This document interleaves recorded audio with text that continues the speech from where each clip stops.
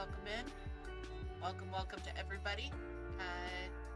Yeah, welcome to a very chill and relaxing Monday stream. We've got a little bit of lo-fi, we've got some knitting, we've got some kind words.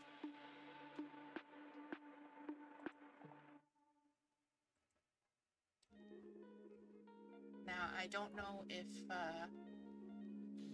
you're familiar with the with kind words. It's a cute little game. It's free on Steam, so if you like what you see, absolutely it's free. You can go pick it up. We're just gonna hang out a little bit. I don't know, I hesitate to call it a game. It's more of a be kind to others simulator, but not a simulator. It's just about being kind to others. Give me 1 sec, I'm just gonna play with my filters a little bit here. Alright, you should be hearing me a little bit clearer now. How's that? Much better? Alright, let's see. Should be able to get it a little bit. There we go. Brand new mic, just playing around with a few things, but I think I think that sounded pretty good there. So yeah, we're playing some kind words today. If you're not familiar, basically we have a nice cozy little cabin. This is our cabin. This is my large Yeti friend. Other people are sending us messages from around the world. We can send some out. We can answer messages. We can ask questions of our own. Otherwise, we're just vibing and listening to some lo-fi with other people around the world. All these little airplanes are messages from someone else. So this one, if you see it signed as a writing Gengar, know there is someone who a Gengar love to help people and will be there for you. Well, thank you, a writing Gengar. That's good to know. So we'll send that that paper airplane off. So if you guys want to respond to any of these, or if you have something you want to send out into the world, just let me know and we can write a little paper airplane of our own. Let's see, how about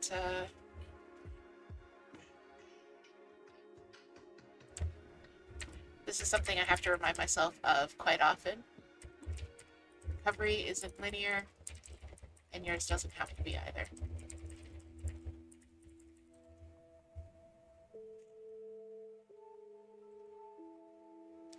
Are we ready to send? This is our mailman friend. Goodbye!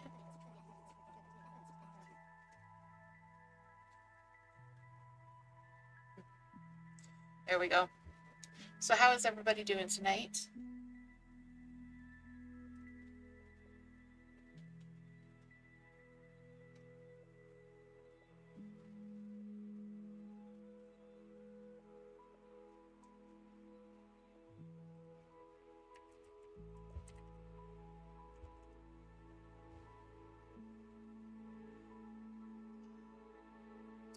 Might as well, Toots is good, chilling, about to do some ...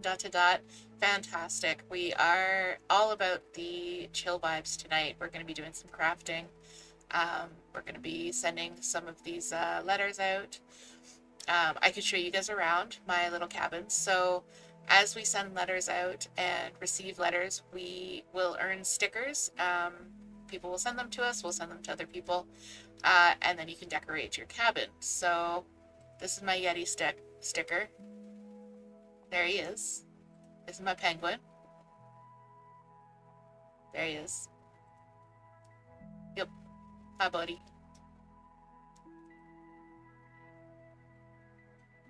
These are my stuffed animals, Porcupine and Bonnie.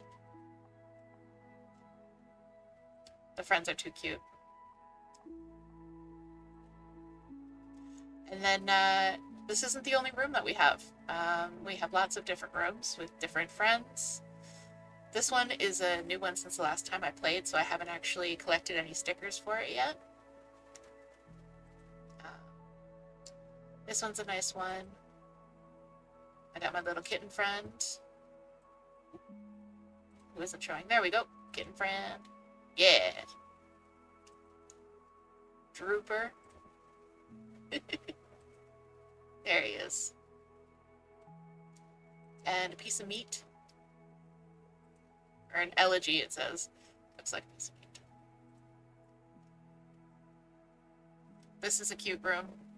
It's got the moon cow. They bounce.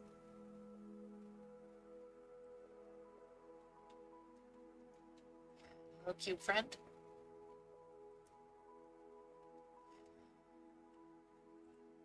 An apprehensive frogu. He wave.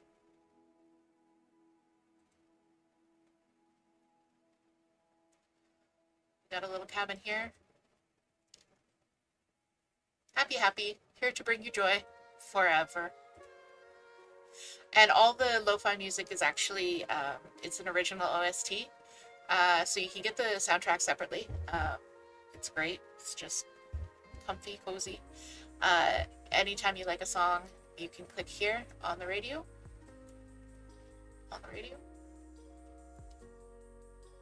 And you can add songs, remove songs, switch songs, that kind of thing. So you can eat our cookie.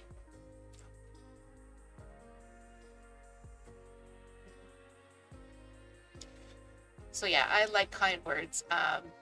Sometimes you just want to chill and see what other people are saying. This is us. We can't customize us, but we're kind of a sad little demon friend. Can zoom around.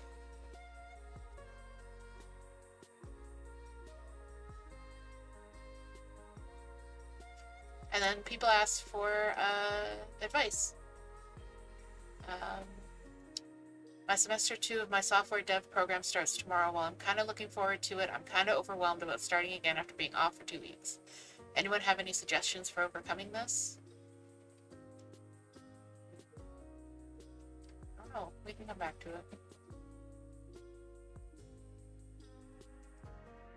Long story short, my friends planned a holiday that I was invited to. Unfortunately, my passport did not arrive on time and they set off without me. Even though it's just for a week, it feels like they forgot about me and are just having fun. I feel so left out. These are kind of sad. Let's click away from that. Maybe later we can go and talk to some people. Hug number 2004, pass it on. Well, of course, that means that we have to do hug number 2005. Pass it on.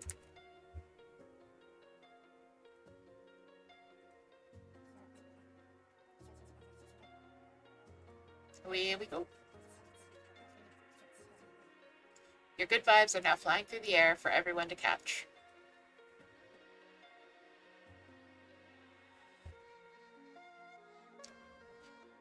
So yeah, I just wanted to pop on tonight,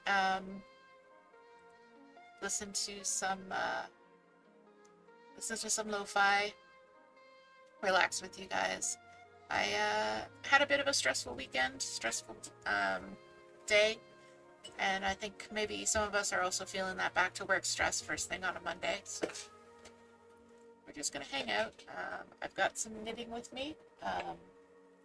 Knitting is probably my longest running, most consistent hobby. I am autistic, so I do tend to hyper-focus on things and pick up special interests that I get incredibly attached to in a short period of time. But knitting has definitely been a special interest for me for, let's see, 16 years, I'm gonna say. I learned to knit when I was in college. I actually taught myself how to knit from a book called Stitch and Bitch. Debbie Stroller, I think, was the author. This was in the dark times before, not before YouTube, but when YouTube wasn't really a thing. I mean, nowadays people learn to knit mostly by, or teach themselves how to knit mostly through YouTube tutorials. I don't think I ever watched a YouTube tutorial until a couple of years ago. Even now, I don't tend to reach for them. If I can find written instructions, I'd rather do those.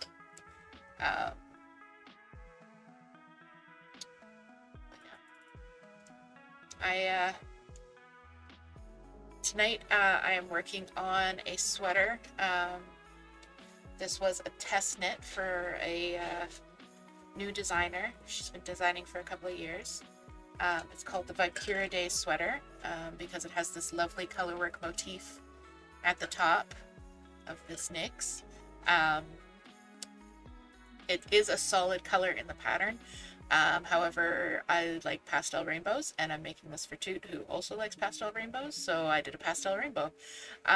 This is actually not a color changing yarn. Most people think it is, because I just managed to get lucky in my scraps and find a rainbow that blends really, really well together, but it is actually stripes. It's 8 rows of each color. So I've done the yoke, I've done both sleeves. They have a corrugated ribbing. So again, this isn't the color changing yarn, this is just the stripes. Let's see if I should switch over. Since I'm talking about it, I'll switch over here so you guys can see it a little bit bigger. So this is the corrugated ribbing, and corrugated ribbing just means that color change where you have the knits in your solid color and the pearls in your contrast color. It looks gorgeous. It is a pain in the butt to do. So of course I did it on both sleeves. And I am in the process of doing it for the bottom cuff of the sweater, the bottom hem of the sweater. So I am almost finished. I am on the last row of the orange stripe of the bottom of the sweater. So I have 15 and a half rows to go. No, 12 and a half rows to go. And then the bind off, which I'm doing an Italian tubular sewn bind off, which it's a sewn bind off, which means I have to do a huge length of yarn, cut it, and then sew with a tapestry needle the bind off. It's a pain in the butt. It is probably my least favorite method, but it is the one that looks the best for 1x1 ribbing. Like you can see on here, you've got that lovely little rolled edge. It just looks really good. So it's worth it. It's just a pain in the butt. But yeah, I'm really happy with this. So we're gonna be working on this tonight. I was hoping to be actually on the bind off before our stream today, but that just didn't happen. So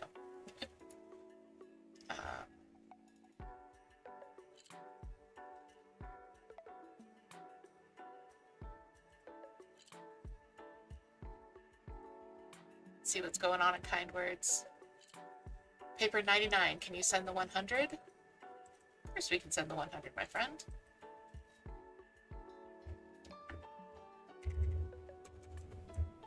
Paper 100 is 101 next. I know it's a little bit silly, but if it makes somebody else's day. My good vibes are now flying through the air for everyone to catch.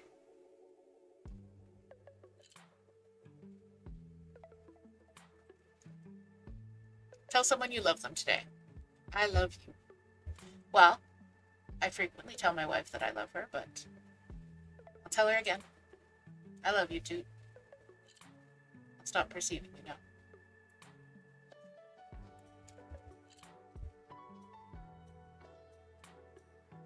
I actually told my parents that I love them too, but it's less of a common occurrence.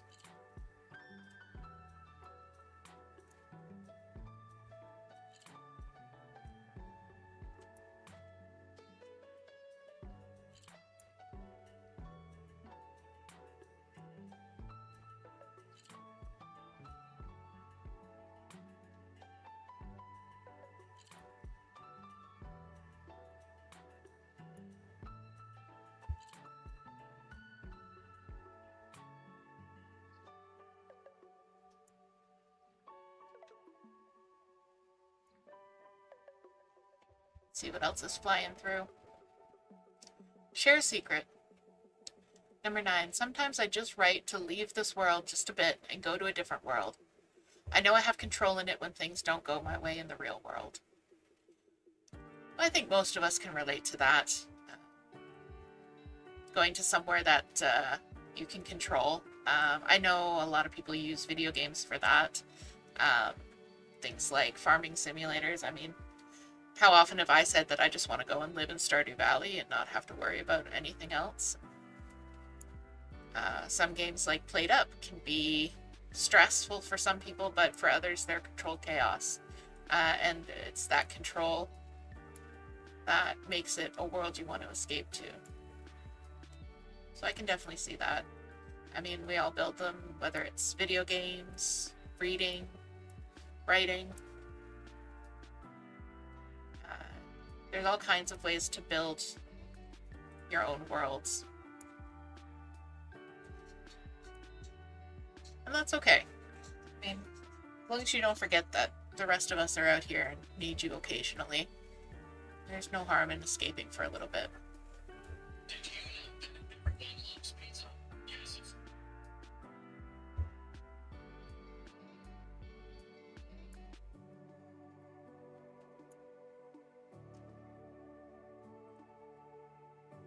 Oh, I love you. Thanks, Unknown Airplane Sender.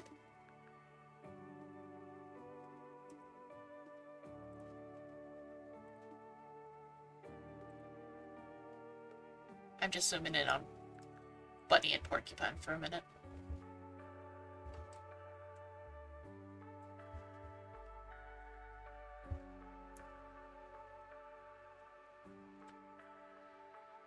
Oop. Oop.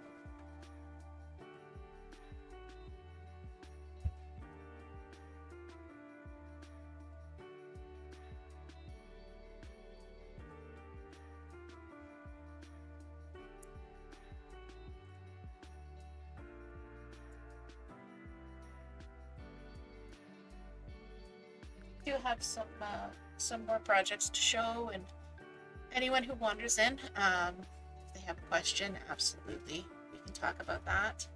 I know it's just a couple of us here now, but that's okay. We're just having a relaxing little Monday evening.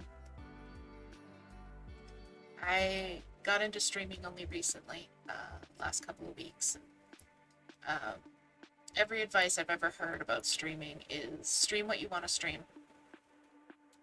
Play with who you want to play with, and build from there.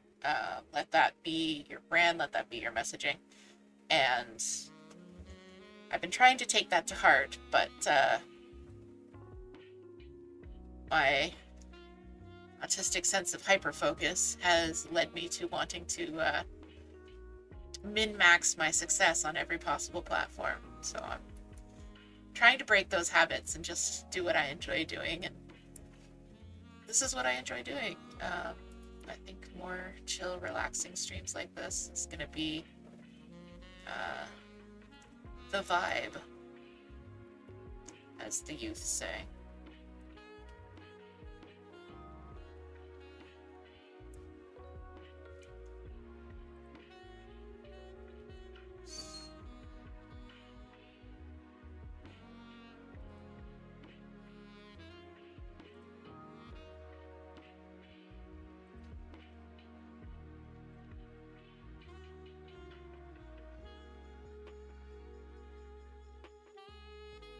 Just hanging out with Toot. She's doing her dot to dot. It's very good parallel interaction. Parallel interaction or parallel play is when two people are in the same room, enjoying a comfortable silence, both doing their own thing, but doing their own thing together. Which is kind of my favorite thing to do. I was talking to my parents about streaming today, and my parents are boomers, and to say that my mom didn't understand that there were games that didn't involve video games that didn't involve shooting people is a bit of an understatement. So when I explained to her that cozy games existed, it was rather groundbreaking for her. But she was saying how she has observed as a teacher that kids would get together, and she never understood why like one person would be playing a video game and the other kids would just kind of gather around and watch. And now that's what we're doing. We're gathering around the TV while someone else plays a game, and I don't know, it was hard to explain that that's fun. That's good. That's how I want to spend my evening, is with somebody else. Not necessarily doing the exact same thing at the exact same time. Doing related things.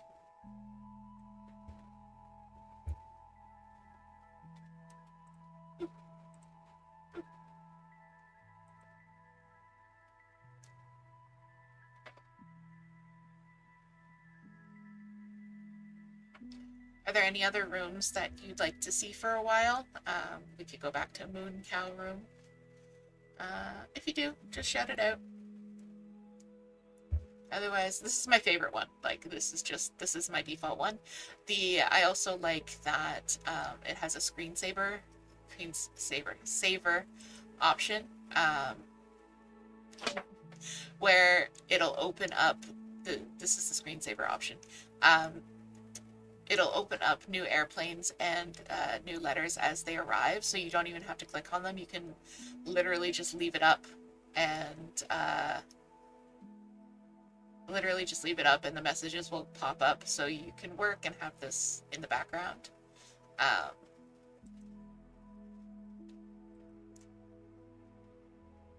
This is sticker space. Number 78 here. Next person who gets this, write 79 and pass that puppy. Good luck, Godspeed, all the love. This is just our sticker collection coming at us. Muffins. And twinkles. This is just the twinkles.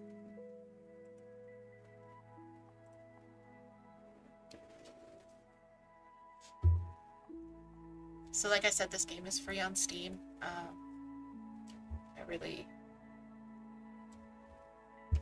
I don't throw it up as often as I want to,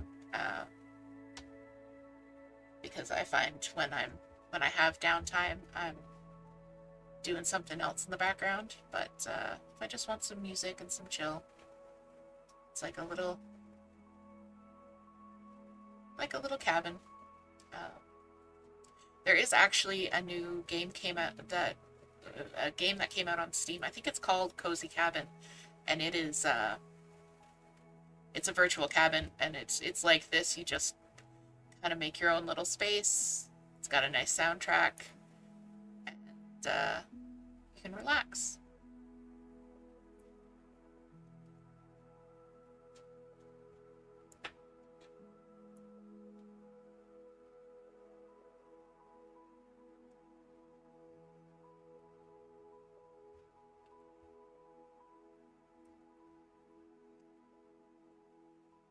So if you are out there watching, I hope you're doing something you enjoy, and we'll hang out together for a while.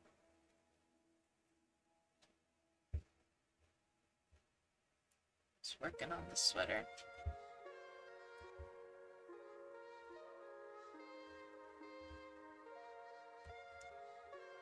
Trying to find the optimal position.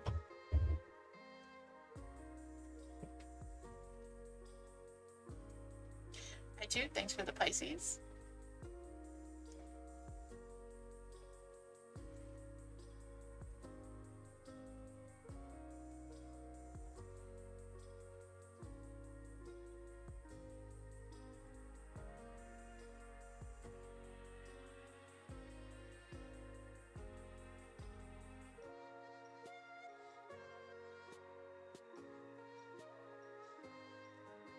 Let's see.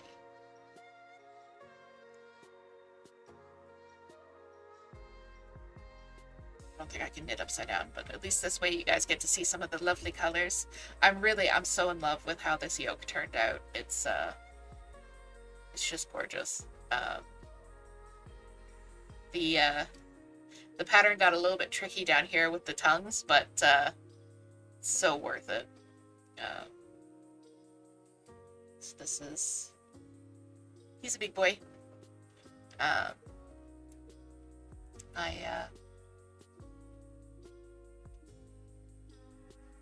was going through my list of whips. I was trying to figure out what to finish next because I've got, for once I don't have startitis, which is when you just want to start all of the projects. I've got finishitis, I want to finish all of the projects.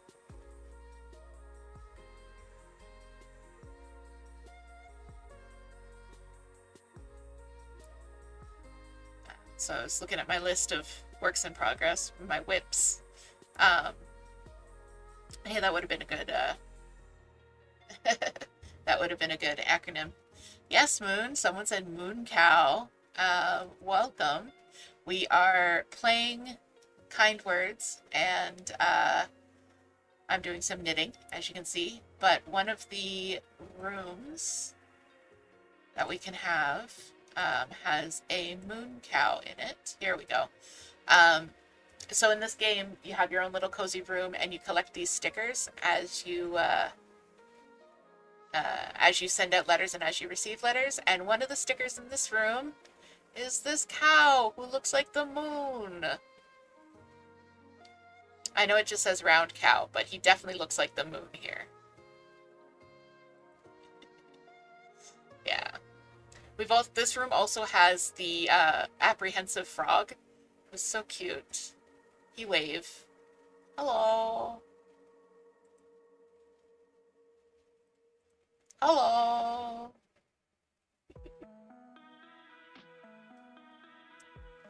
So yeah, we've just been reading some letters, sending some letters out of our own. So if you have something you'd like to say to the world, we can send out one of these little paper airplanes.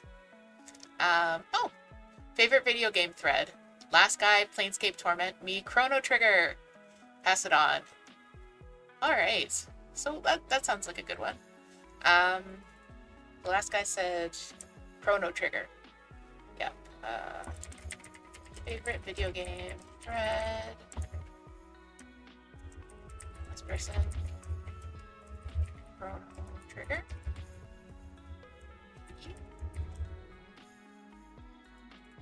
Now I actually have to answer the question.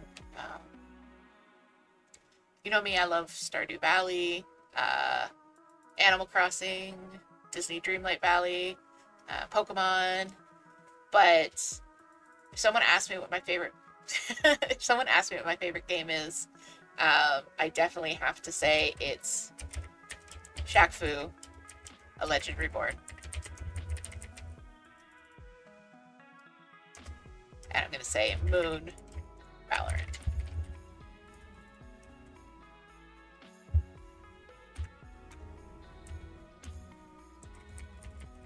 Pass it on.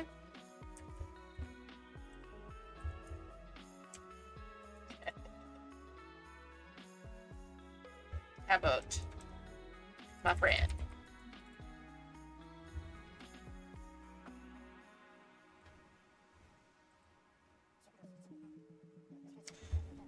Yes, our critter cam tonight is me.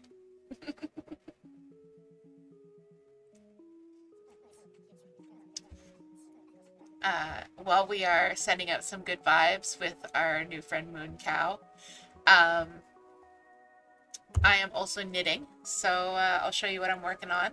This is a sweater for Toot. It was a test knit of this round yoke colorwork sweater called Papyridae. So this is the yoke. We love a good pastel rainbow. Now you can see in this that the neckline is incredibly high. So this is actually going to become a V-neck after I take some pictures of it, because it was a test knit, so I have to knit it exactly as the designer said, and then take a bunch of pictures, and then send her the pictures, and then I can knit it the way that Toot will actually wear it. So Right. So that's the yoke. I finished the yoke. I finished both sleeves, which have this lovely corrugated ribbing.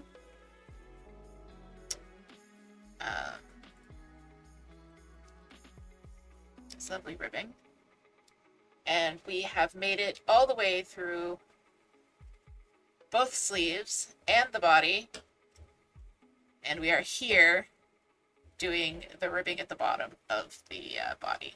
So almost over. We've got 12.5 rows and then the bind off to go. So yeah, we are just listening to some lovely lo-fi, doing some crafting. Toot has a dot to dot. I hope you have something nice to drink, something to work on, or keep your hands busy.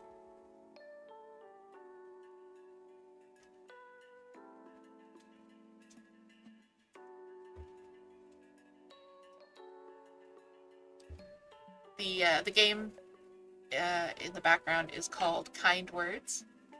It's free on Steam if you would like to check it out.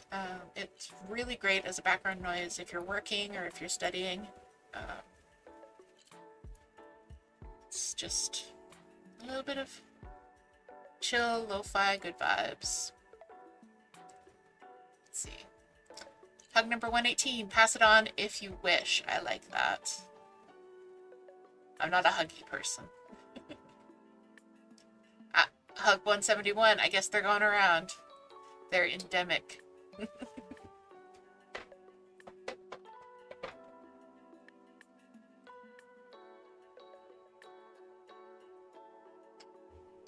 Hug number 206, heck yeah. Everybody's hugging everybody.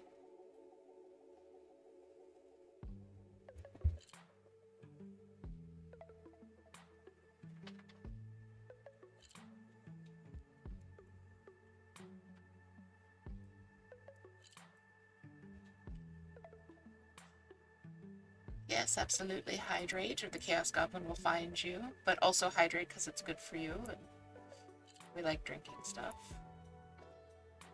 Has anyone had any good tea lately? I was going to make a cup this morning of dirty chai and completely spaced on it. The mug is still sitting under the hot water dispenser, and the tea bag is halfway out of the box of tea bags. So hopefully tomorrow I will manage to finish that cycle and actually get the tea bag into the cup.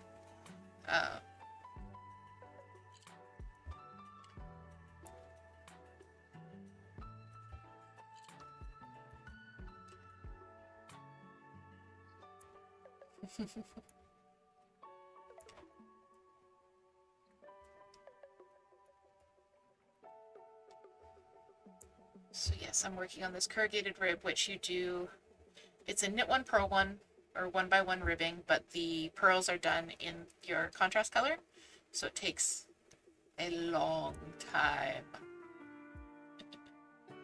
Dude is having water.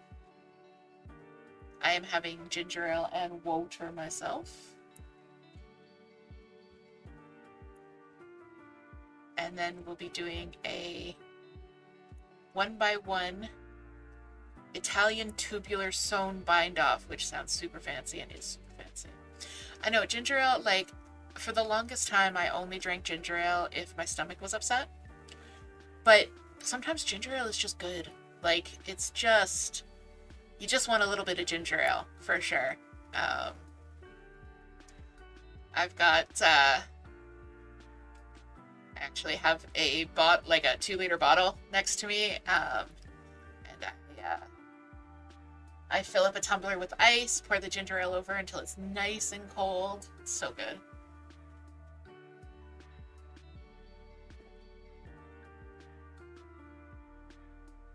I like my new mic setup because it doesn't capture all of my slurps. I think it just caught one tiny little slurp that I just did. But yes, we are using the new mic setup today. I'm getting right up into the yellow in my audio tracking, so I think we're doing pretty good.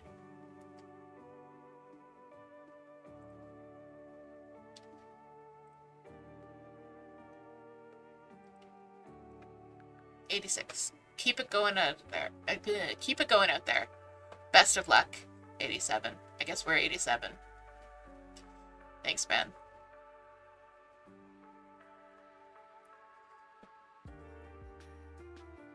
Now, are you a Schweppes person or a Canada Dry person, Moon, when it comes to ginger ale?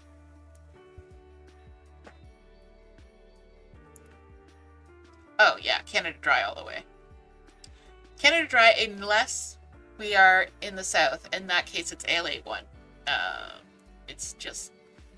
Ale 81 is a brand, I think it's only in Tennessee or only in Kentucky, one of the two, or both. It's sweeter, but it's also got like a slightly fruity taste to it. It's really good. But unfortunately, it's super regional.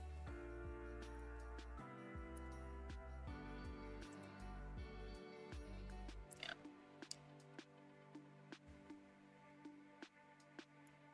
Root beer I like Barks.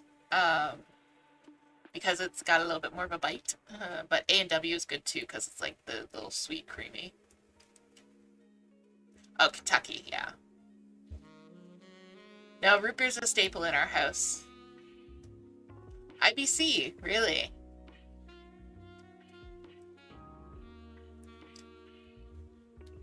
A&W's I like when we are actually at A&W, when they do it right from the fountain. That's really good. But it's like, and with the frosted glass, like totally old school. It's the best. But yeah, Toot has a diet A&W root beer with dinner most nights. Yeah, the icy bugs. Good. We have a tabletop ice maker. Our countertop ice maker. So all of our drinks are just 80% ice. They are so lovely.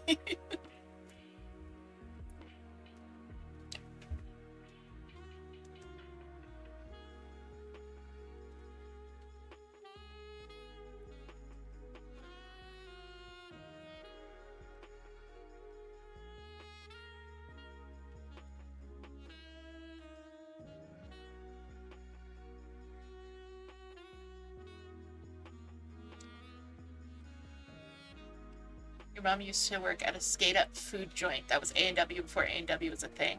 Oh, wow. That's like really back in the day. I think I just bumped the mic with my arm. I don't know if you guys heard that. Your beer floats are in your blood. Your blood is fennel seed and ice cream. Got it.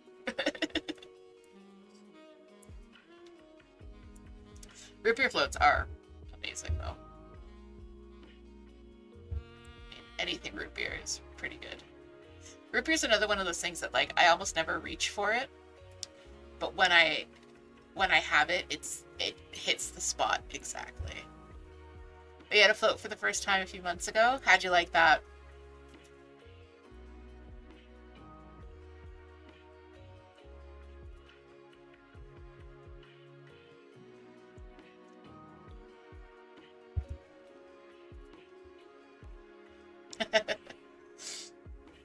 Yeah, I can understand that.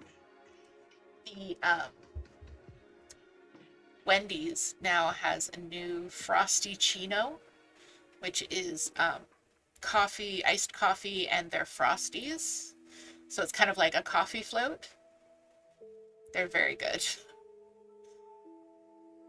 Oh, they're very good. You can get them in chocolate or vanilla. And they also come in like gigantic sizes. But I feel like the texture of coffee is a little bit closer to the Frosty than root beer and ice cream are. Which could be good. So yeah, that's at Wendy's.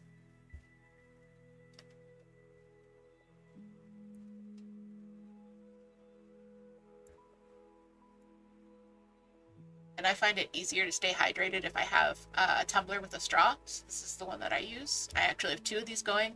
Usually one has a caffeinated soda in it and one has water. So, but instead of the caffeinated soda, I'm doing ginger ale.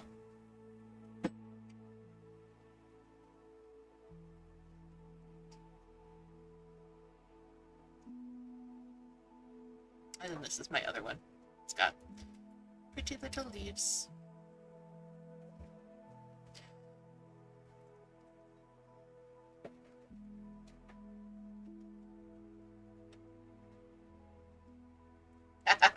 You might get your friends to go to Wendy's. Sounds good. Their new breakfast menu is very good. The frosty chinos are delicious. The sausage biscuits are very good, and I really like the potatoes. They've got like, if you don't like basil and oregano and rosemary type seasonings, maybe skip the potatoes. But if you like that kind of seasoning, the potatoes are very good.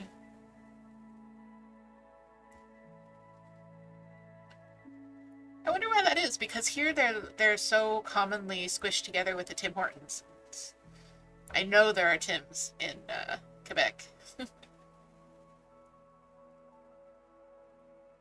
Tim's in Quebec is actually getting the cherry cruller back for Donut Day, so I'm a little bit jealous.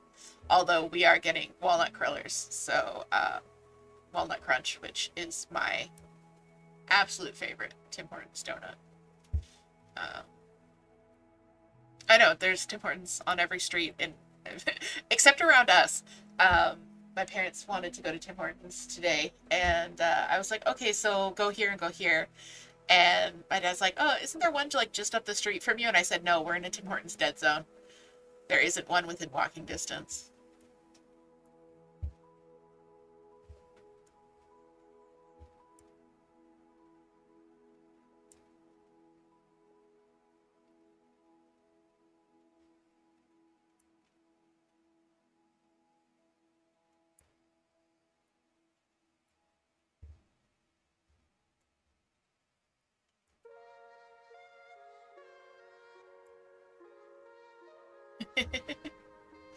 Toot says they've never not lived in a Tim Hortons dead zone. I know, our last place was also a Tim Hortons dead zone. It's really weird. Because even in a small town like Antigonish, there were 3 of them, I think. That's where I went to school ages ago. But yeah, there were 3 of them. One of them was only open until 3 p.m. though. That was the one right downtown. So you can only go. Yeah, you have 2. Yeah, that's I think more typical than our situation.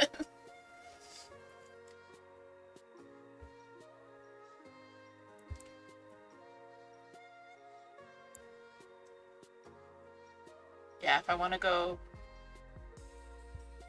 to a coffee shop, the closest thing I have is the Circle K. This point.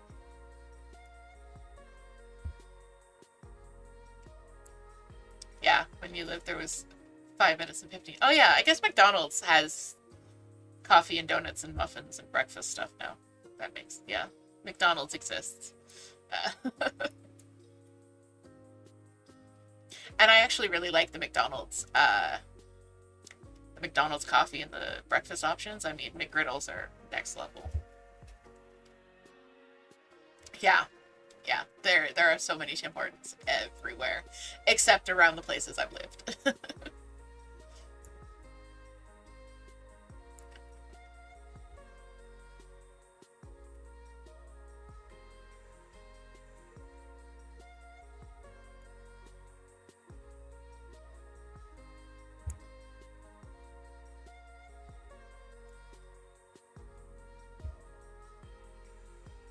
So this is... We have to change colors when we hit this lovely Jasper stitch marker, so not that far to go. I was kind of hoping to have this done, or at least on the bind off for this stream. But I haven't had a lot of knitting time in the last couple of days. I hyper-focused on this and knit about 3 inches of it in a day, so... I was like, oh, it'll be easy, and then, of course, I knit nothing for the next 2 days. But well, it's just knitting. It's just a hobby. It should be fun. I repeat to myself. But I was saying a little while ago, I was taking a look at my WIP list, my works in progress list, and I I want to get some stuff finished. Because I have a whip problem. I like starting things usually, but I'm really feeling like I want to get some stuff done. So I was looking and I'm like, okay, I can do the usual thing where people look at like what's closest to being finished. But my goal is to reduce the amount of like physical space that my stash takes up. Because right now I have 2.5 bins of projects, plus whatever's in my drawers over here. And then I have 4 bins of yarn. Yeah, 4 bins of yarn. So I want to get those 2.5 bins of projects like emptied. So I decided that I'm gonna tackle my projects in terms of size. So finish off the big ones and then go after the little guys. Because like a pair of socks takes up like this much room. But a sweater takes up much more.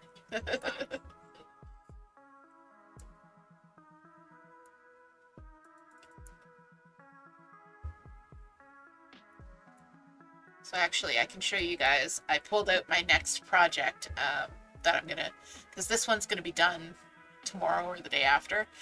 So the next big project I want to finish or really focus on is another sweater, but this time for me. I started this one back around about 8 months ago when I got sick, and I knit it like crazy for a little while, and then kind of set it to the side, but I'd like to finish it within the next month and a half. My yarn ball is going all over the place, and now it's all tangled up with my mic, but that's okay. So this is the sweater. This is the yarn.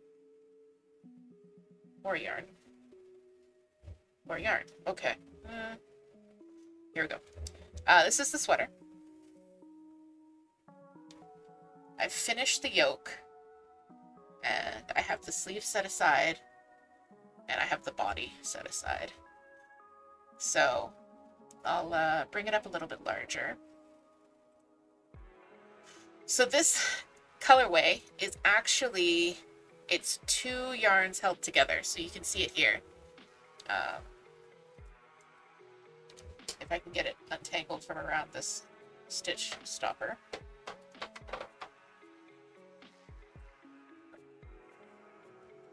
So it's actually 2 strands held together. So it's just a striping yarn. And I held them together to create all these different kind of marled bands of color. And there's a little bit of sparkle to it. I don't know how well the sparkle comes across.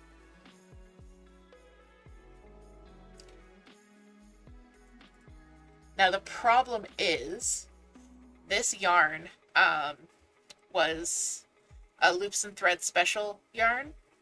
And the thing about Loops and Threads special yarns is that they're very lovely. I'm losing half of a stitch here. They're very lovely, but some of them are. But they're only available for a short period of time. And this was one of the special yarns like 4 years ago, pre-pandemic, I think. So it's discontinued. Like I've never seen another commercial yarn similar to it. So I got this one at Michael's. So I've done the yoke, and I still have to do the body and the sleeves. I have this cake, and I have this cake, and that's it. That's all the yarn I have. I'm definitely playing yarn chicken with it. So what I love about these cakes too is that they look completely different if you turn them over, just because of the way that the yarn lies. Like this one, you can barely see any pink on that side. So what I'm going to do is I'm going to knit the body first, and then I'm going to split whatever yarn I have left in half and do the sleeves. So it might be a short sleeve, it might be a 3/4 length sleeve, but it's at least going to be a body. So yeah, I'm really excited. It looks absolutely gorgeous. So that's my next focus project after I finish this sweater.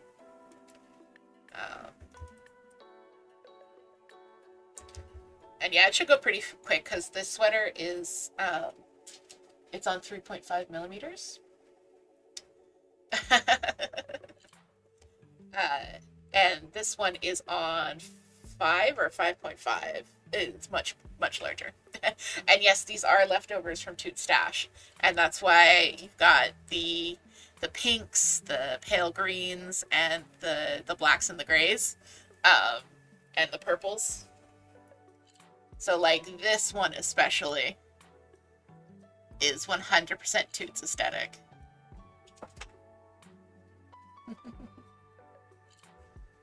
Yeah, I love it.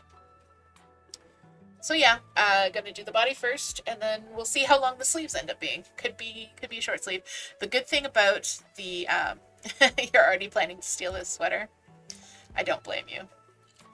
The good thing about the way that I've done it, so you can see that these are the sleeves. So I've already done about this much of the body, just about an inch. So these are the sleeves.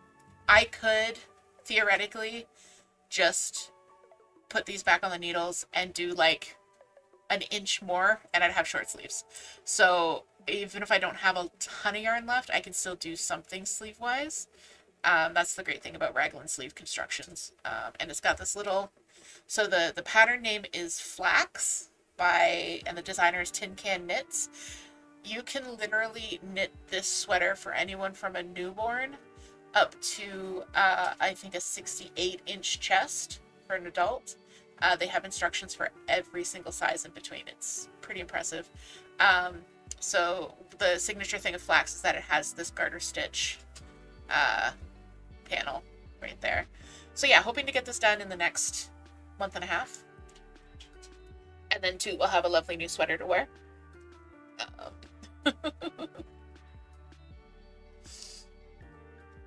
The other thing I'm working on, and this is going to be like one of those long-term projects, is I have my sister is moving into a new place and kind of starting a new chapter of life.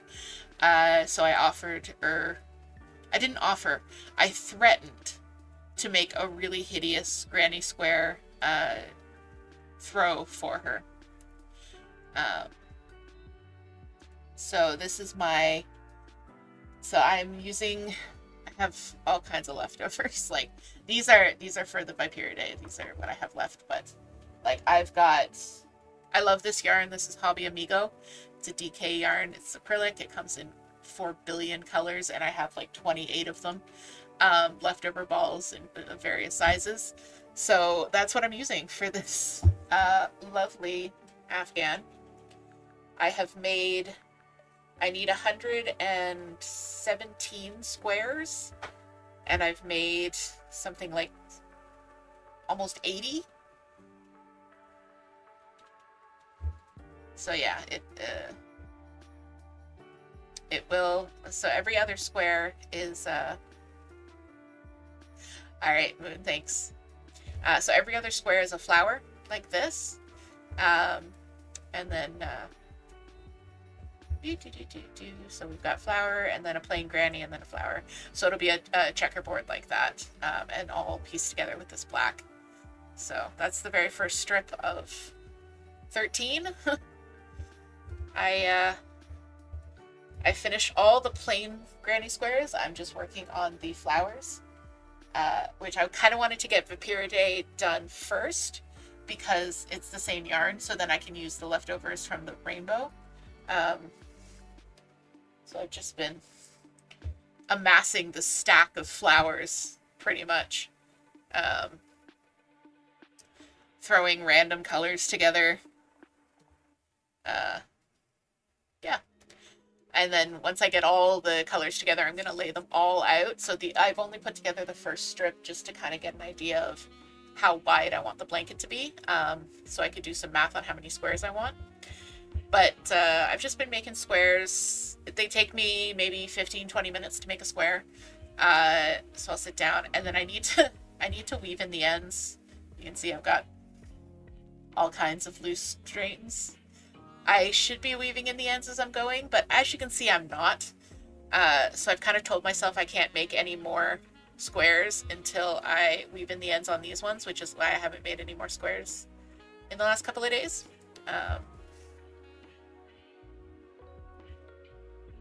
But yeah, so math is a big part of knitting. It's a huge part of crafting is doing math. It's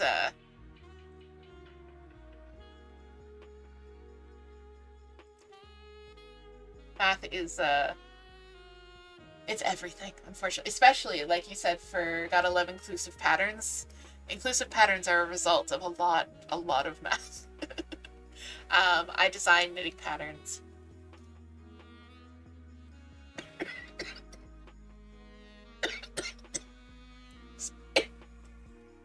Excuse me, I swallowed some ginger ale the wrong way.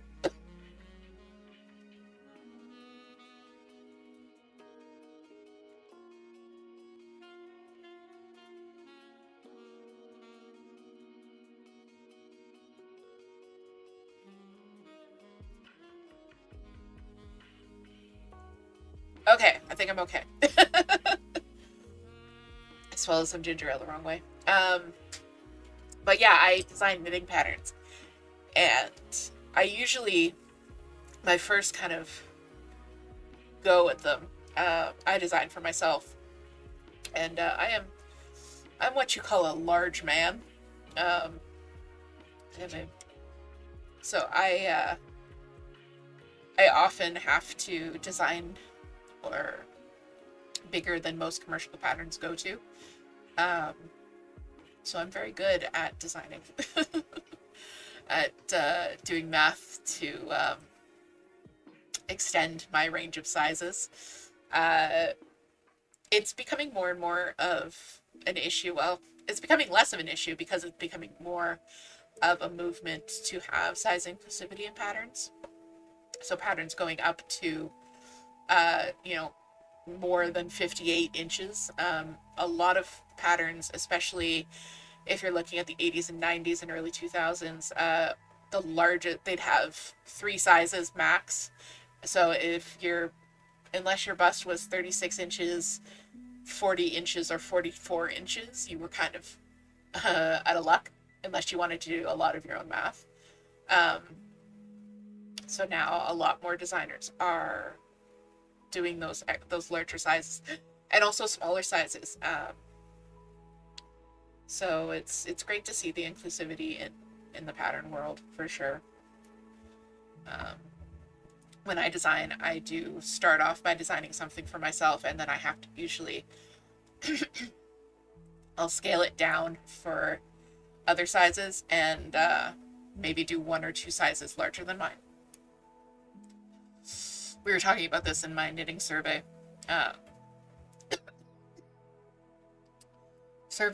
My knitting server that I'm part of, about how size medium is supposed to be like the middle one.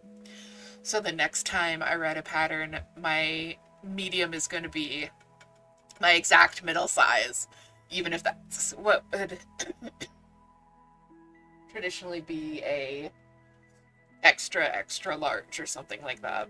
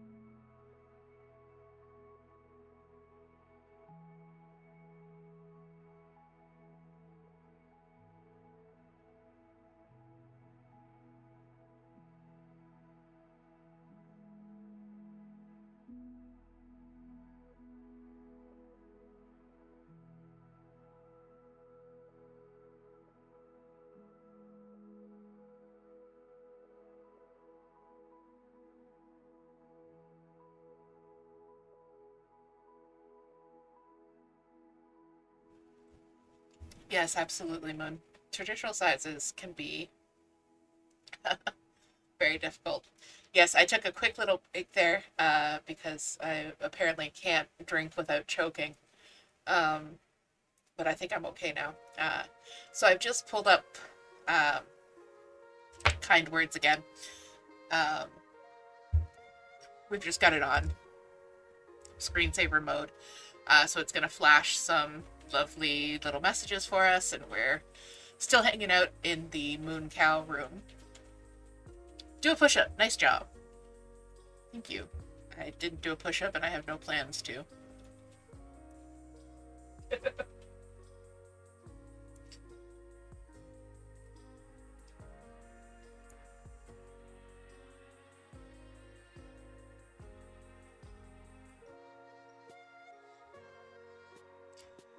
There is another project I'm working on. It's out of an absolutely lovely book called Alice Starmore's Air and Knitting.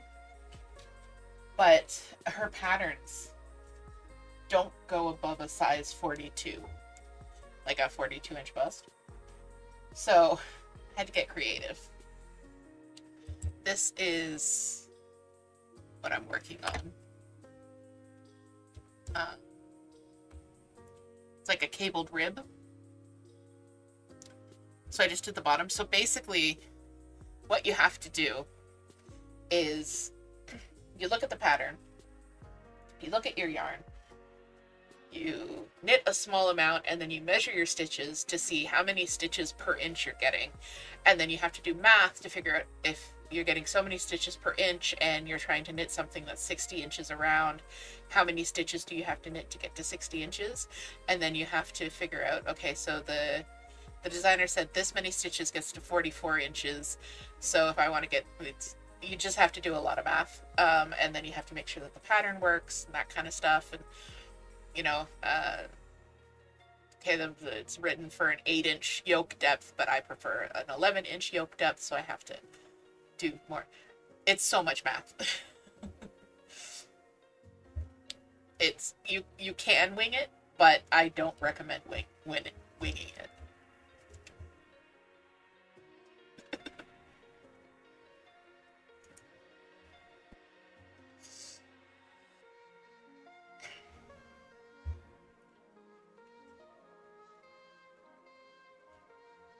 Ew. Okay, that's... Try to smile more. No, thank you. I will not smile if someone tells me to.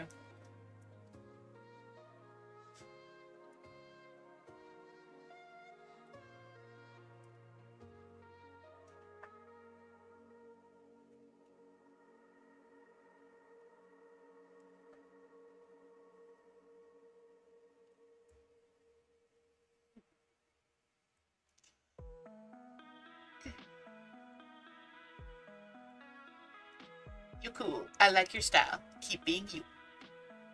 Thanks, man. Feels good.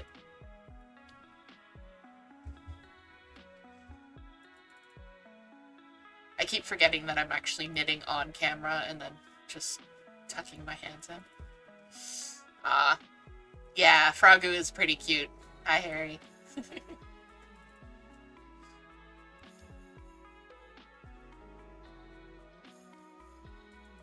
Just close your eyes and breathe for a moment. Let yourself calm down and push every thought out of your mind. Be at peace. I like that.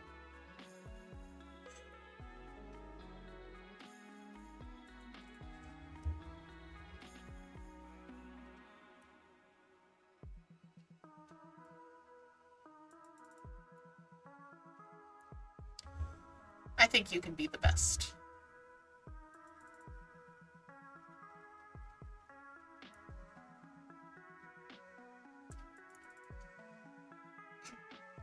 So we were talking earlier about making the kind of content that you want to make. And this is the kind of content I want to make. I just want to hang out with people, play a silly little game. I'm liking doing the knitting. Probably won't do it every stream because most games require you to actually use your hands. Unless unless I'm doing the auto fishing in modded Stardew Valley, in which case I set myself to fish and then knit for 5 minutes.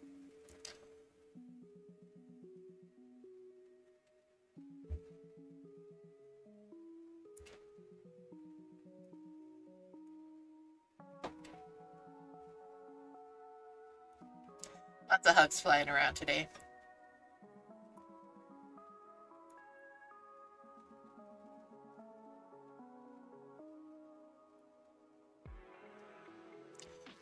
If life gives you lemons, you can boil a liter of whole milk, but very slowly. It starts to foam over. Oh no, I think that was a really great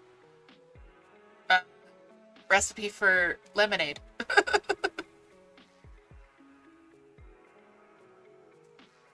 Too bad. Seconds to show airplane. Let's just up that a little bit. Hug 420. It was a recipe for cream cheese. It was a recipe for cream cheese. Oh, it was a recipe for cream cheese? What are wingtips?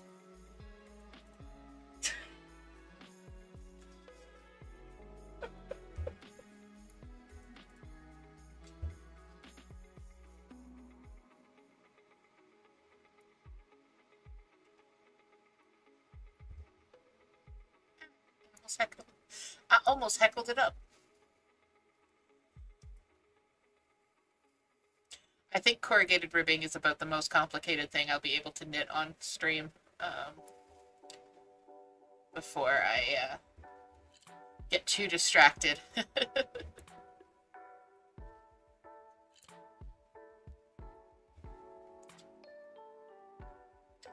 I don't know though. Maybe DH knitting Twitch era start. It's definitely a different vibe than Moon's usual content. But yeah, we were talking about making the content you want to make, and that's how you're going to grow.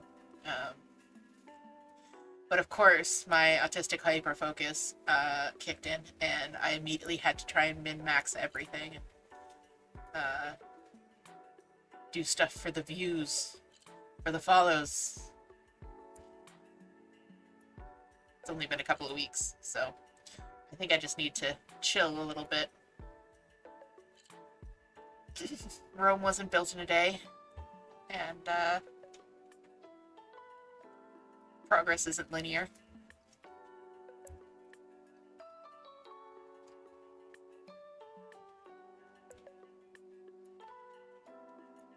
So if you're interested, I knit English, English style as opposed to continental, and I'm what's called a thrower. You can see that I drop the yarn between stitches and then I pick it up again.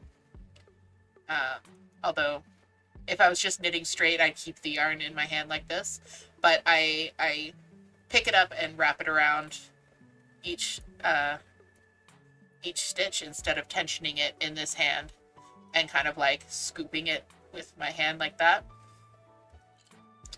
which is really hard to see on this dark gray yarn, but yeah. So one thing in color work knitting, like what we're doing now, is it's called yarn dominance. So whatever yarn is kind of held in at a certain position is going to be more prominent, or it's going to pop out more. But because I am a thrower and I drop the yarn between each stitch instead of keeping it tensioned, I don't actually have to worry about yarn dominance. And it took me a long time to figure that out, and I would always hear people talk about yarn dominance and how like much of a difference it could cause, and I was like trying really hard to make sure I always kept it in the same spot, and then it never made a difference for me. So but I guess I'm just an old crabby man at this point. I was talking to someone about how I have no desire to learn new techniques or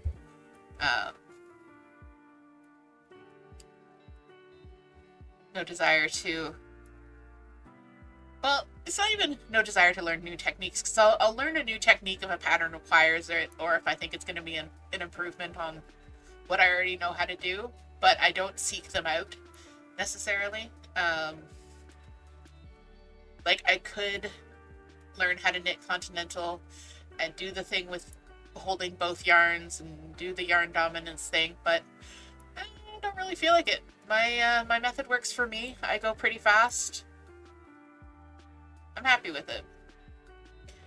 Actually, the fastest knitters in the world are usually throwers rather than continental, even though most people say that continental can be faster than throwing. But at the end of the day, it's kind of just what your fingers are used to doing.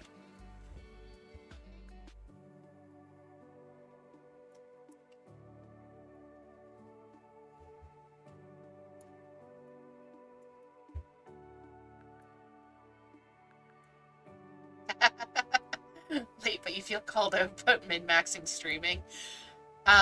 Yeah. How's that TISM doing for you? Because let me tell you, it hit me hard. I decided to stream Dredge because it's a new game and it's very popular. And I love the game, but it's not the kind of thing I really want to stream. Like, I don't want to be streaming that kind of content going forward. I'm going to finish out the game because I've been really enjoying playing it on stream and really enjoying playing it, and I want to have the whole series up on YouTube eventually. And also with the YouTube videos, I went too hard too fast. But yeah, I think that's just the way that we are. That's just our personality. And sometimes it works out for us, because I don't think I would have done this if I wasn't the kind of person to just go full tilt into something. You watch people go live just to chill and you're like, what? Yeah, well, here we are. We're just chilling today. We are watching some kind words. We're doing a little bit of knitting. That's what we're doing.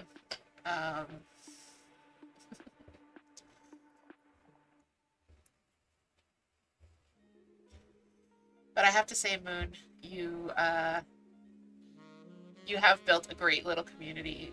You've got a great formula, and what you're doing is really working for you.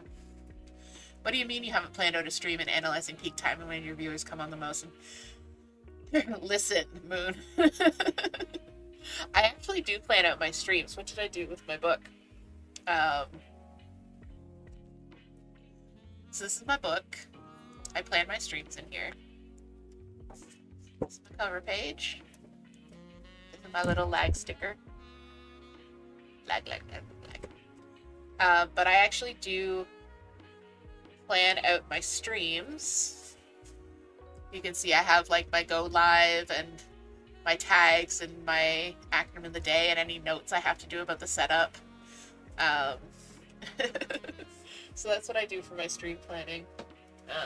I know Moon and I are both big planning people, so but I am definitely an analog planning person.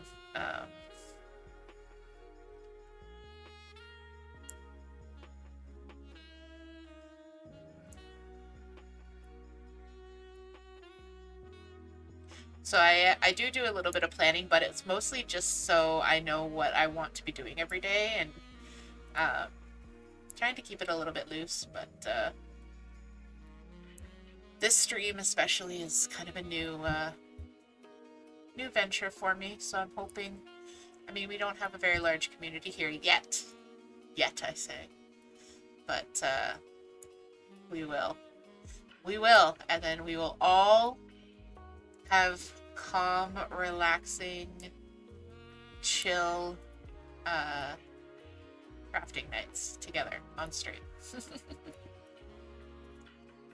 Okay, we've reached the marker. Just one stitch there.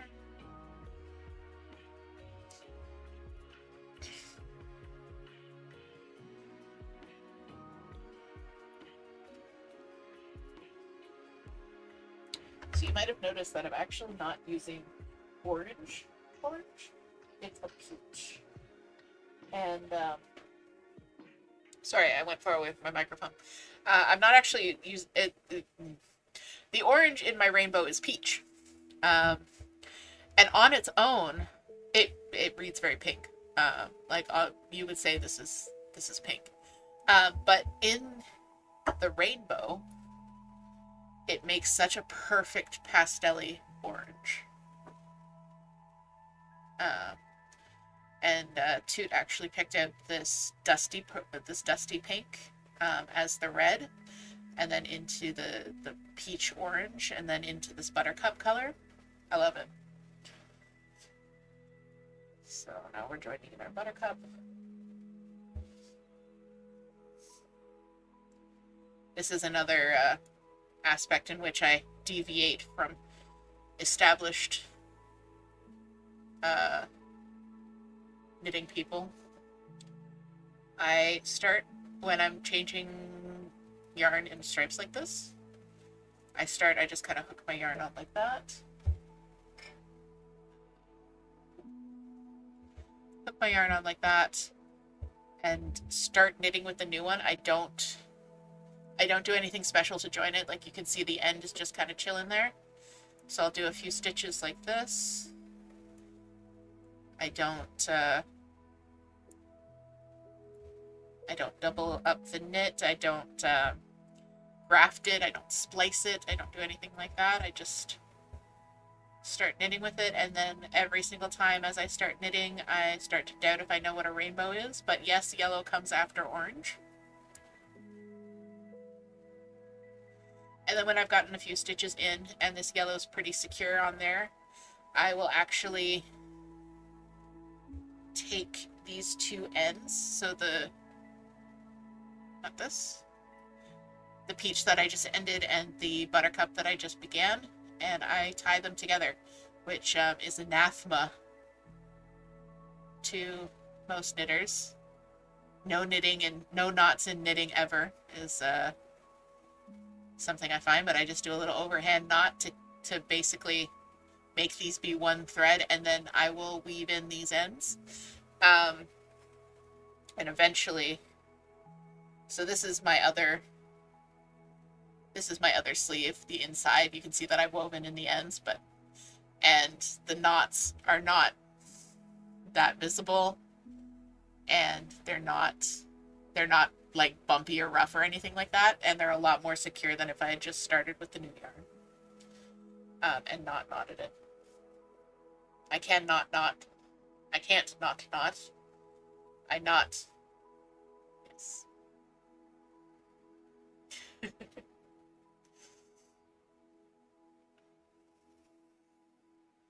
But speaking of paper planning, well, we are doing some knitting. This is my crafting log. Craft log. So I actually do a physical craft log with all my pattern notes and project notes.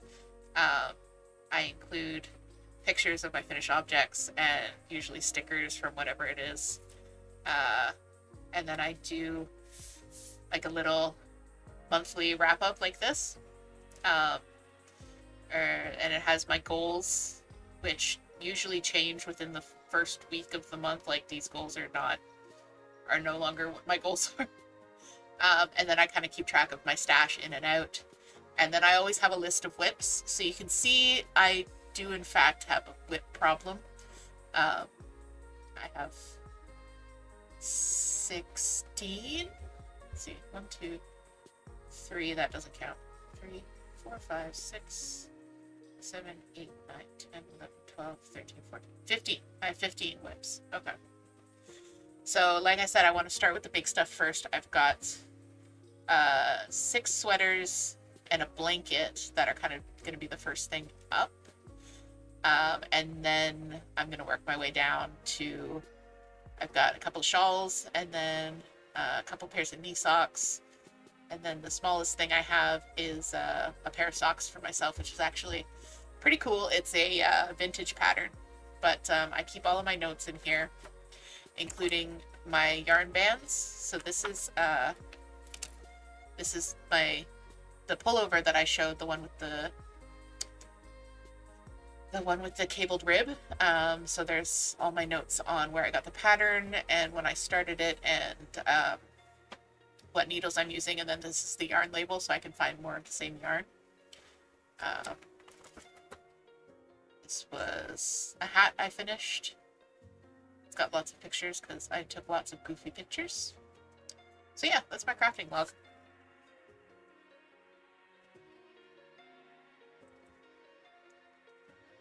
Thought some people might enjoy seeing that. Back here.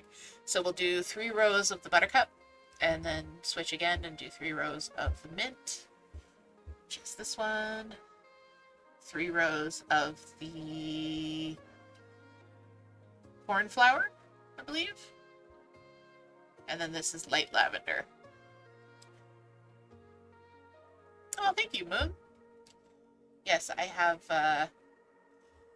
my daily, like, Bujo. I have that craft log. I have a reading log, and I have a gaming log. Those are, like, my 4 books that I work in.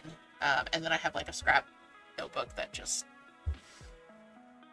chills, like, for when I need to just randomly write down pieces of information and then tear them out, so.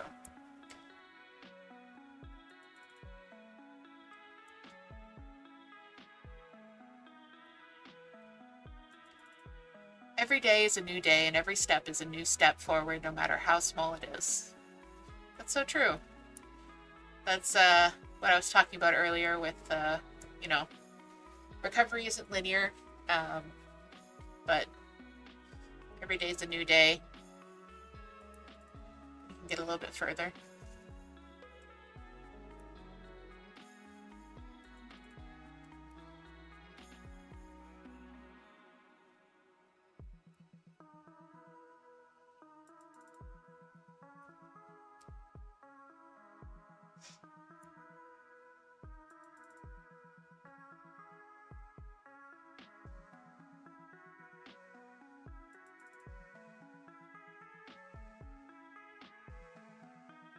I'm still smiling about calling you out on your min-maxing streaming.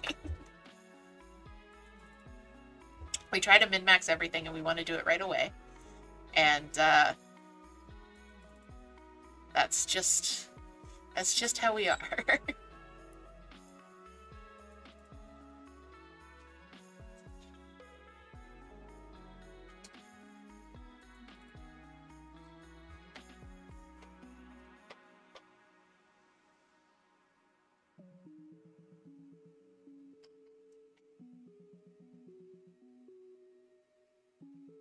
We've got a quote from BoJack Horseman. Gets easier every day, it gets a little easier, but you gotta do it every day. That's the hard part, but it does get easier. Man, BoJack Horseman. That's that hits hard. Screw the learning curve, we need to be good at it now. Exactly. Oh, yeah, I was feeling that hard when I was editing my first round of videos. It didn't look like the YouTube content that I am watching, so therefore it was trash. But yeah, the learning curve. We want to be good at everything. We want to be good at it right away, and if we're not good at it right away, we don't want to do it.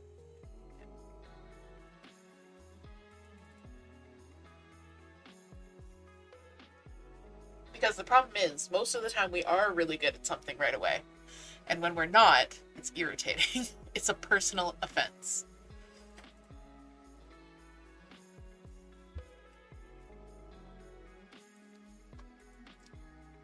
Hang on 1 second.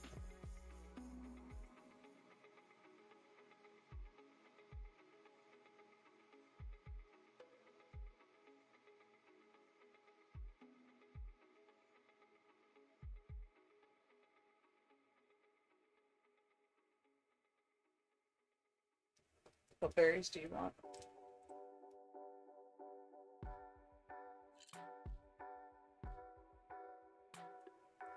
Alright, sorry about that, guys. We are going to have a very special guest in a moment. Just gonna get this out of the way. Guesses in the chat now as to who our special guest is going to be.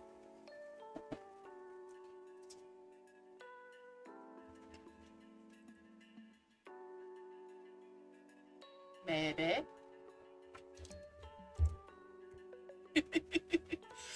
This is not the special guest. I mean, she is special, but she's not the guest I was thinking of. This is Binks. Binks was being screamy.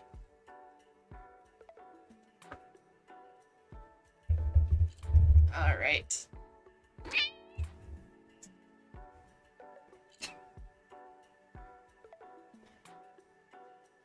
Here we go. A little muddy.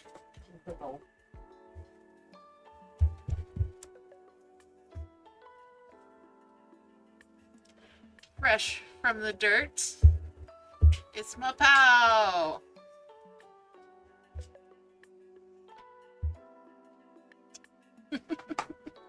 And also Binks is here. So you can see that I'm trying to keep them separated.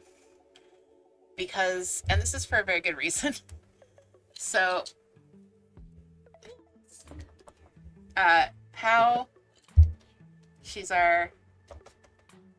loves gnomming on a strawberry, but her little tiny beak is also very strong. It can actually snap bone, because they are, I was going to say predators in the wild. They're not predators. They're scavengers. So she can, Thanks. she can chomp through bone if she wants. So we protect the cats from her by keeping her in an enclosure. The enclosure isn't to keep Pow away from the cat, to keep her safe from the cats. It's to keep the cats safe from her. Pow, have your strawberry, baby.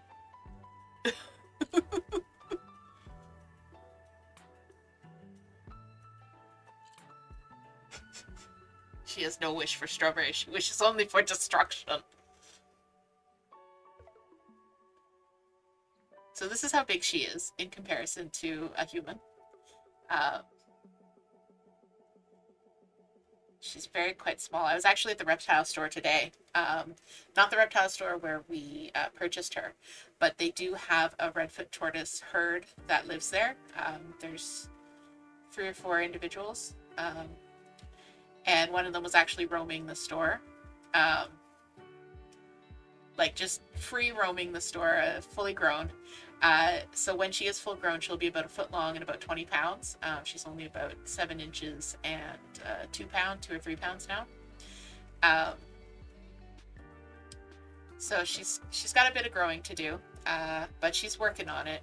You can see all along here, these light blue lines are her growth lines.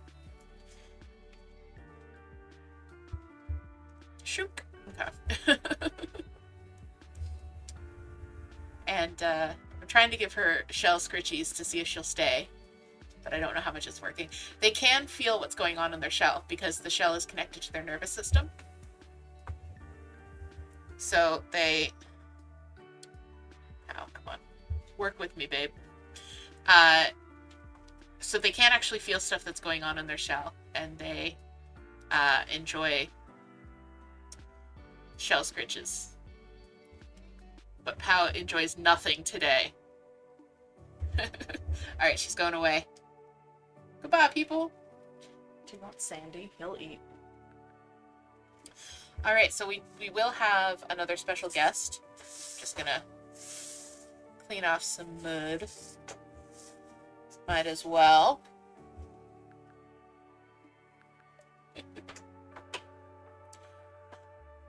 Yes, she does like shell scritchies. Whenever I pick her up, she spreads out like dun dun dun dun. All right, we've got another guest. We have the oldest old lady here. This is Bella. Bella. Hi, Bella. Yeah. She's a little bit ruffled. She's a little dainty lady. Yeah. Do you want to go away? She wants to go away. Okay. We're gonna let her. She's gonna sit angrily just out of the camera.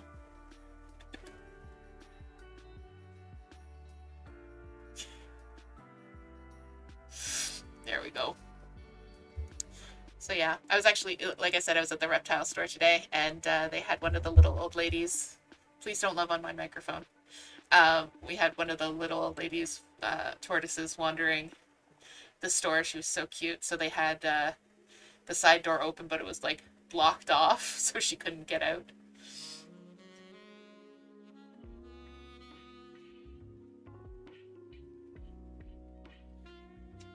Someone has an eye booger. Got it. This is Bella. Bella is almost 14 years old. She is a black and gray tabby.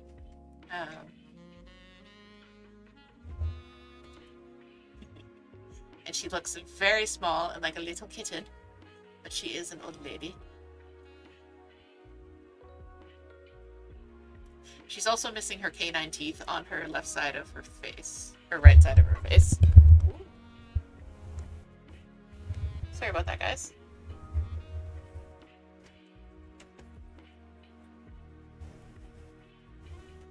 Bella.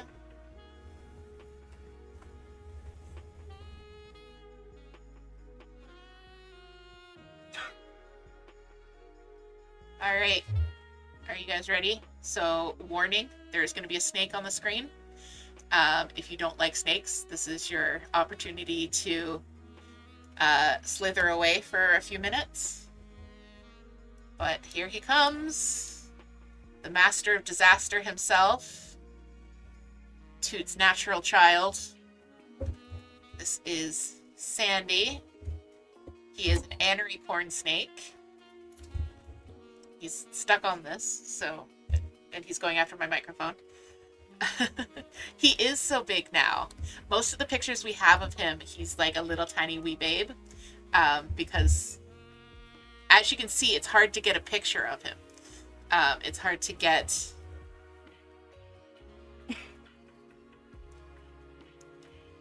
Corn snakes are known for needing to treadmill, so you see I'm just letting him run through my fingers. He's just zooming. But he, oh, no, you can't go after my mic stand. Thank you, baby. Unlike ball pythons, they are not chill. They are a little bit psycho. They're very active. I'm just trying to get him in frame here. Hi, baby. So he is an anery corn snake, which is why he has this like gray and dark brown coloring. He was a little bit more blackish when he was a baby, but he will get a little bit more brownish as he grows up. He is about 2 years old now, so he is almost grown. No, Sandy, no, no, no, no, no. He's going after my keyboard now. It's fine. Yeah, you going for the camera?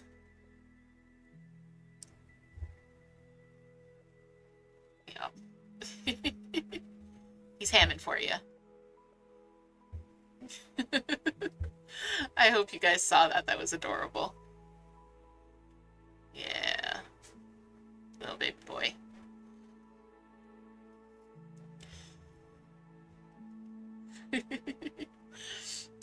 So corn snakes are a type of snake called a colubrid. Corn snakes are native to North America. They aren't found quite as far north as we are naturally, because they require a little bit more warmth. But yeah, they're related to rat snakes, and the two are frequently interbred. But yeah, this baby, we picked him up from a place called Totally Reptiles that bred him. They're in Ontario. And yeah, he was a Valentine's Day present for Toot from me. and this is the calmest I've ever seen him. I have no idea what's going on right now, but I'm not daring to move because he's showing off his coloration so nicely for you. Yeah, he's a star. He knows his Auntie Moon is watching. It is launch day today, so he knows he's going to get fed today.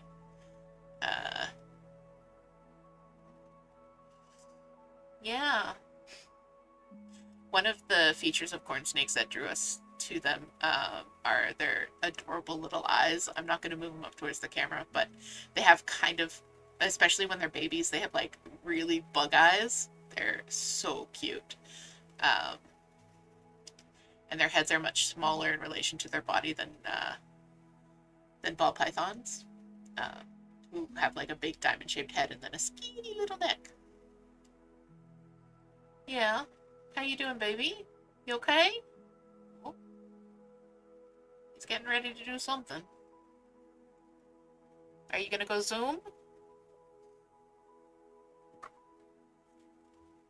Oh, he's fixing for trouble. I'm just gonna... Yeah, you want me to take him? Yeah, I'm gonna give him back to Toot. So, everybody say goodbye. Come. There you go.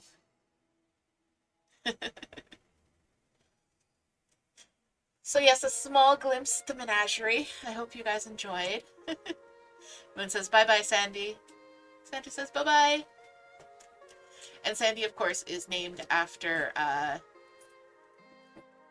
Sandy is a sandworm from Beetlejuice. So that he's Sandy the Sandworm.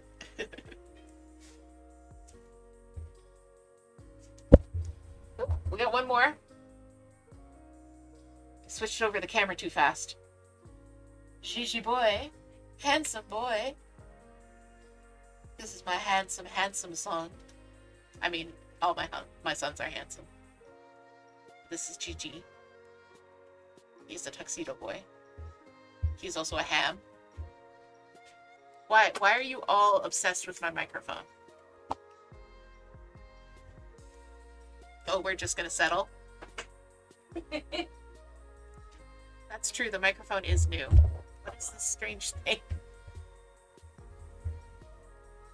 What is this strange thing on Daddy's desk?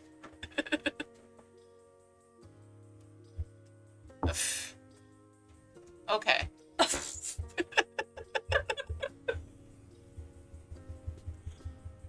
It's the Gigi Tummy Hour with Gigi's Tummy. What a himbo, right?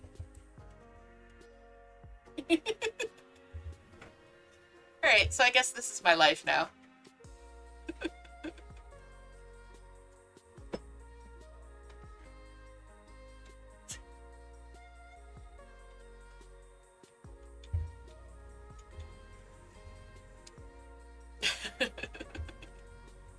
This is what I usually have to deal with. If you're wondering about the background, by the way, this is my desk. Like, this is just my desktop. When we first got them, we both decorated them the way that we liked. So what I did was I actually took, this is scrapbook paper, and I laid out just different pieces of scrapbook paper, tore some, and added a few stickers. This right here, this elephant, is actually from the box of one of my tarot decks. I have a Foxy sticker, I've got some Stabby Sea Life stickers, I've got a big old cat butt right here. And then I've got a little witchy cut out here with some tarot stickers. And then it's all covered by Mac Tack, so it's completely sealed in. So yeah, so this is, that's why you see it when I do a top down. This is just my desktop, it's just what it looks like.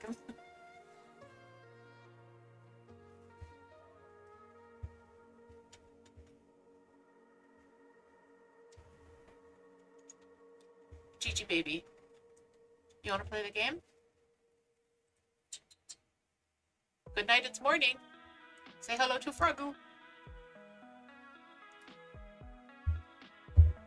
You're too cute. What am I going to do with you? This one is reminding us, if you've got a ton of cups in your room, take them to the sink. I keep forgetting to do this, so I'm going to do it now.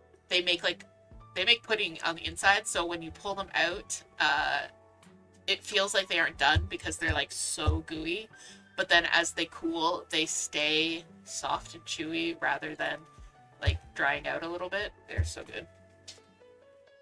Your taste buds can never forget. Oh, I'm so glad. I'm really glad you enjoyed them. To introduce me to snickerdoodles, I think our first Christmas together, and they've been one of my favorites ever since, or probably my favorite ever since.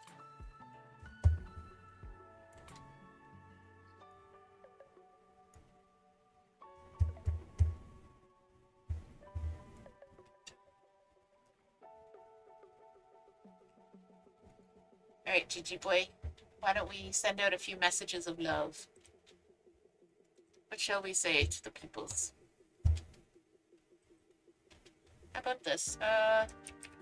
Next time you make chocolate chip cookies.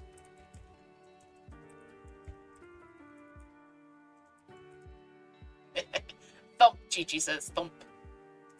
Try adding a box of vanilla pudding mix to the dry ingredients. Mix them extra really nice.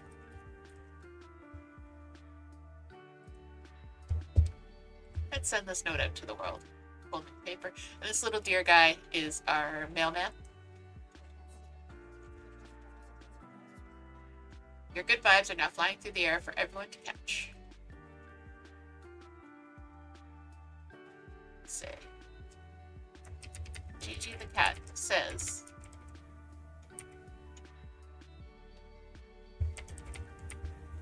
Well, nothing. He's a cat.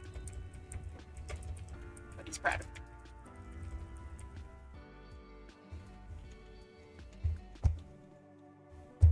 So we're going to send this one off as well.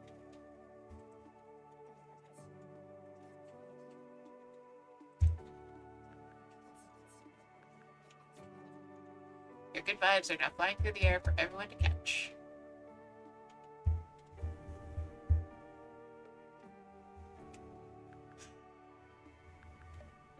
Toot says, when I made chocolate chip cookies, I'd divide the batter into 4 parts. One with just chocolate chips, one with butterscotch chips, one with both, and my favorite, one with no chips.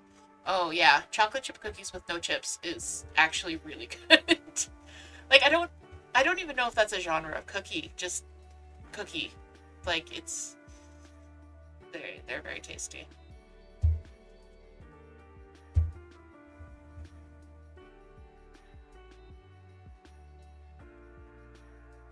Not really a sugar cookie. Like, I think a sugar cookie has a different flavor profile. Like, the main note in sugar cookies is sugar, but in chocolate chips it'd be more vanilla. I don't know. Trust me, you are the best. Give this message forward. Thank you.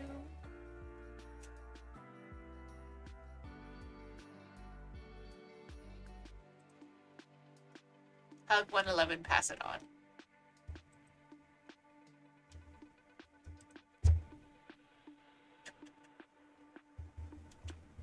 Yes, vanilla cookies. Yeah. So good. And of course, when you're making anything with vanilla, you know, the recipe says, like, you have to do a teaspoon of vanilla. You never measure vanilla with a measuring spoon. You measure it with your heart. Just enough vanilla until it feels right.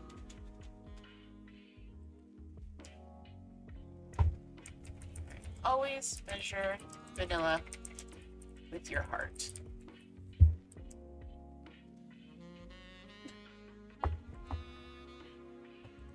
This is my son.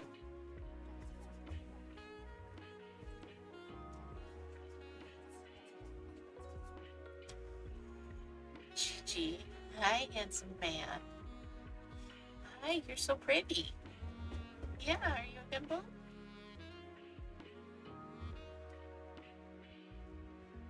Here, let me help you find your light. There you go.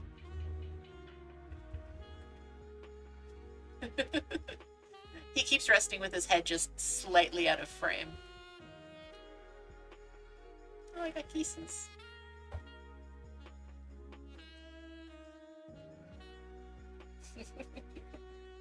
He says no. No kisses. No lights. Only black void. The people.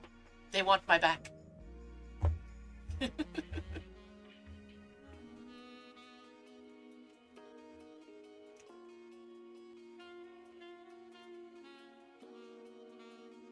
Chichi boy.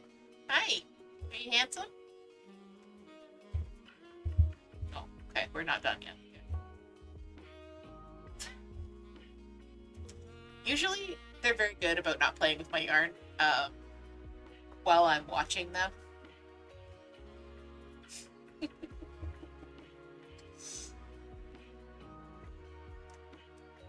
It's only if I accidentally leave out yarn, then I find it all over the house in the middle of the night. Gigi. Daddy's using that, like, currently. It's connected to Mama's sweater. No, it's yours now? Okay. You love. Okay. Yeah, that does sound like a daddy problem.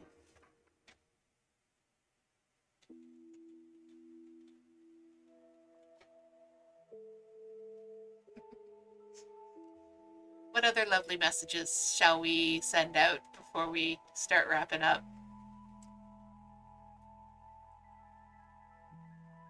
Oh, he's blessing what will become Toot's sweater. Definitely.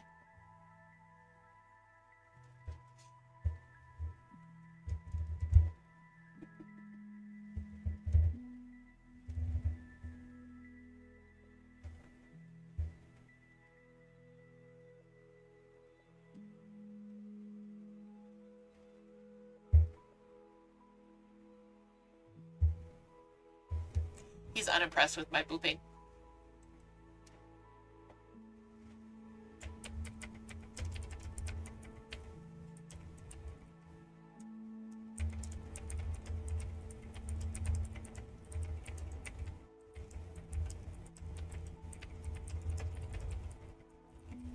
I said boop the snoot. Boop as many snoots as you can.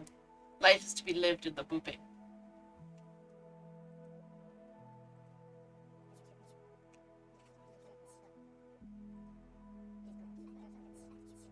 Very wise, yes. I'm gonna say thank you for keeping me company for the last 2 hours.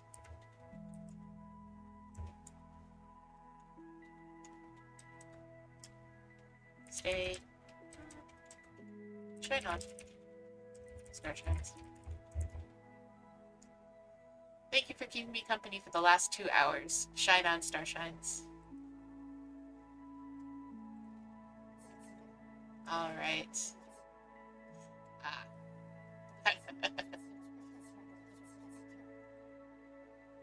And for Moon, hydrate. Or the Chaos Goblin will find. Chaos Goblin will find you. Perfect, Moon. Excellent. Just for emphasis.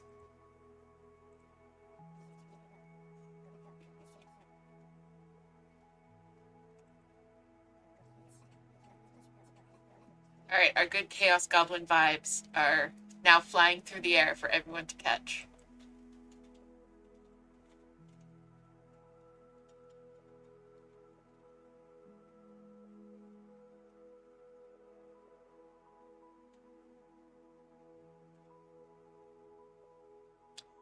Yeah, this was a lot of fun. I'm so glad you guys could come and join us. A little bit of a different stream today. A little bit of a chill stream. Yeah, I really enjoyed it. We're going to wrap up in a few minutes. Is there any questions that you had? Any of my projects that you wanted to see? Ah, I see. Yeah, I think that anything with a Twitch link actually gets auto-modded in the game. So I won't send that one, but I should. I think I've definitely thought of that before.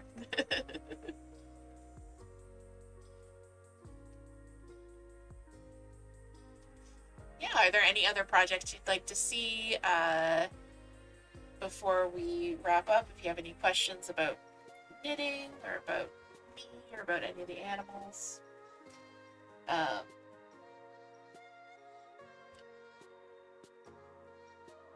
You don't know if they're close by?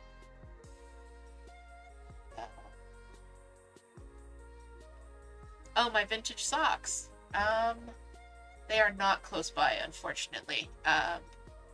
Let me see if I can pull up the pattern for you. Give me 1 second. So I've been doing a little bit of vintage knitting. These are called the Innovation socks, and they are they're knit sideways.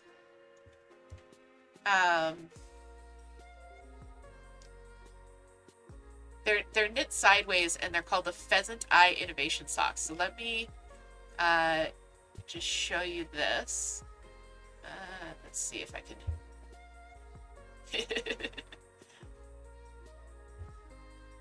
I am updating my my scene on the fly. So we're going to see if I can capture this window.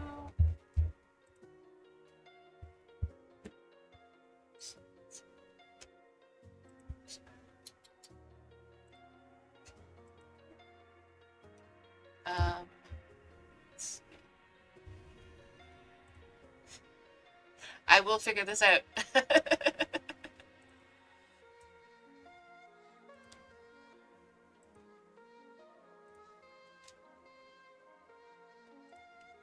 All right. So this is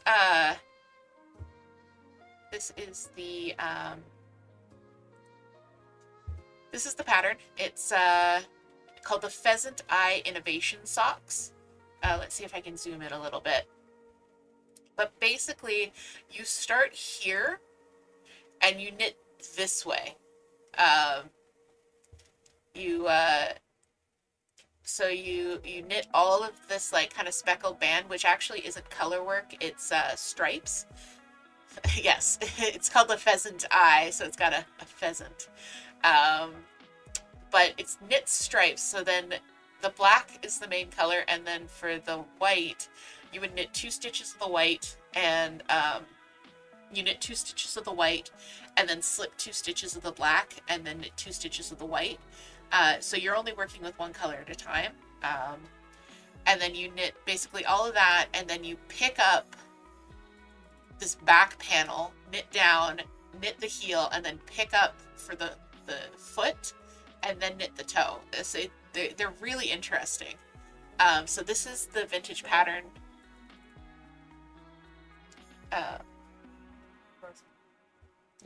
Frozen. Frozen. Okay. Let's see.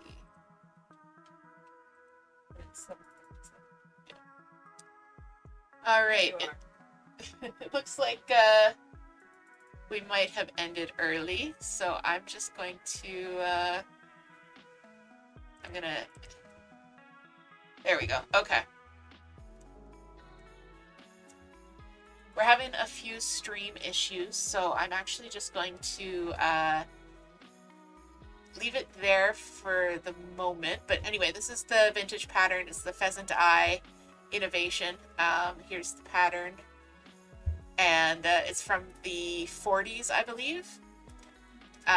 So I'm working on these, but in like a bright neon rainbow. All right.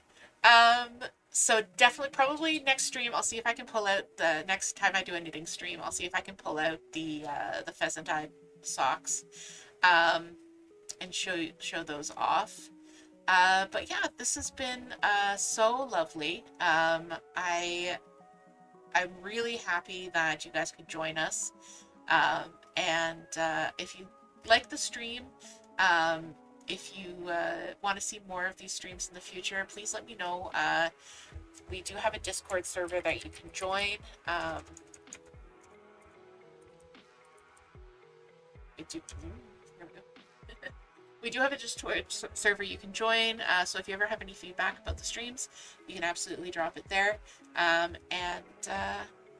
Yeah, I'm so happy we were able to do this, and thanks for coming. I hope you guys have a wonderful night. Don't forget to grab those empty cups that are in your room and take them to the sink before bed. Hydrate, and I will see you guys on Wednesday. Have a great week. Have a good one. Bye. Bye. Bye. You're very welcome, Moon. Bye.